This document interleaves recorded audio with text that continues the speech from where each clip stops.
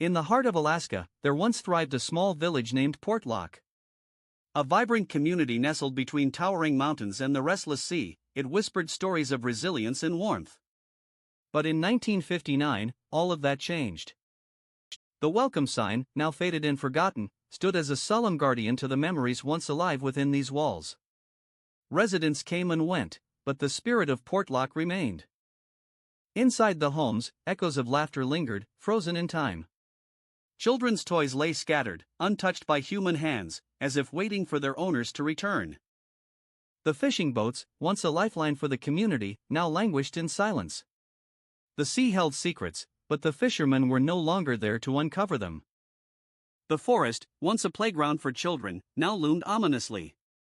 Its shadows whispered tales of those who ventured too deep and never returned.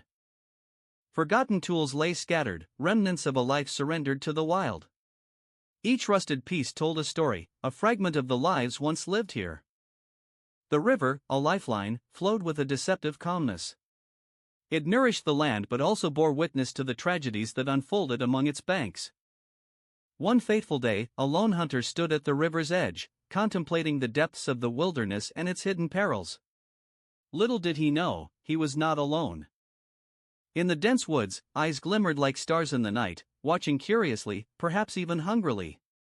Many felt they were being hunted, rather than hunters themselves. As the days rolled on, whispers turned to shouts. Newspaper clippings painted a grim picture of terror. One by one, residents vanished, leaving only the echoes of their footsteps behind.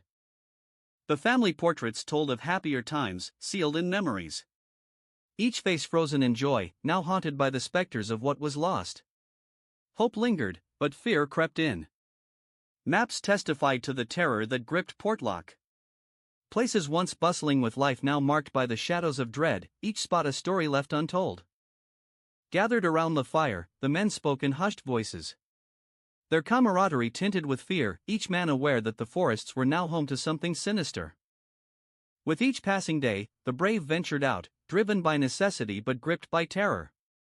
The footprints they left behind were often the last signs of their existence. Even the church, once a sanctuary, became a place of desperation. The prayers of the faithful echoed unanswered, lost in the gloom of the forest's embrace. The hunters gathered, rifles in hand, a mix of bravery and dread etched on their faces. They knew they were venturing into the unknown, and not all would return. Once, the hunters returned home with tales of their triumphs, laughter filling the air. But these stories now felt like distant echoes, swallowed by the ominous silence. The caves, once a source of curiosity, became a dark mystery. Some believed they held answers, while others feared the darkness that lurked within. One hunter, feeling an unease, turned back, sensing that the village might be safer than the woods. But it seemed even the village was losing its grip on reality. At night, the river transformed. The moonlight cast shadows that danced upon the water, reminiscent of the spirits of those who once walked these lands. A search party was formed, courage bolstered by desperation. They combed the woods, calling out names, their voices echoing against the ancient trees. As the fog rolled in, it thickened the air and blurred the lines between reality and fear. The forest had a way of ensnaring the souls who dared to traverse its depths. The remnants of everyday life lay abandoned. A broken fishing rod, a symbol of lost hopes, lay tangled in the weeds, a testament to dreams never fulfilled. An elder watched from her porch, eyes filled with wisdom and sorrow. She knew the stories of Portlock, she had seen the darkness that claimed the hearts of men. As one brave soul ventured into the woods, the light behind him dimmed. His silhouette became a part of the shadows, swallowed whole by the forest's grasp.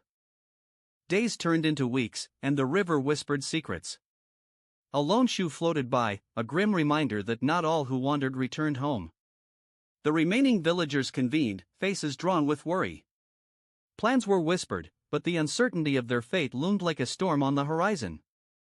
The forest held its breath, and something stirred within its depths. Silhouettes moved just beyond sight, a reminder that they were never truly alone.